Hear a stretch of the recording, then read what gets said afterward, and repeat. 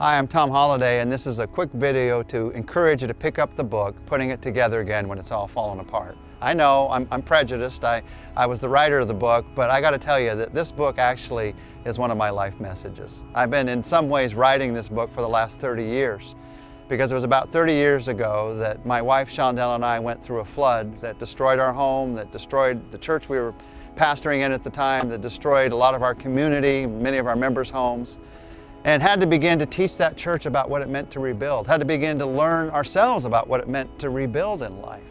And so I wrote this book, finally put the words down on paper for those of you who need to rebuild. Because I'm praying that God will give you hope. If you need to rebuild after disaster, that He'll give you some hope in your life. Or if you need to rebuild after a business has failed, or a church has stopped beginning to impact the community, or you've seen that a relationship has fallen apart, or your own hope has fallen apart, and you need to rebuild your own life.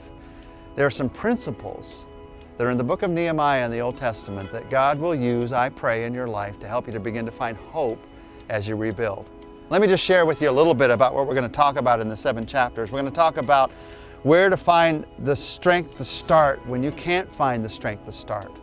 We're going to talk about the first step, holding the promise of all that's to come. We're going to look together at how the words thank you have great power to energize your life, to give you the motivation that you need. We're going to share together about 4 common weapons of opposition and 4 proven steps to victory as you rebuild. We're going to talk about the fact that success is not a pinnacle to stand on, but it's a foundation to build on. We're going to look at the truth that intense determination without celebration becomes your downfall. You need to learn to celebrate as you rebuild. And we're going to talk about the fact that what is dedicated to God is what will last.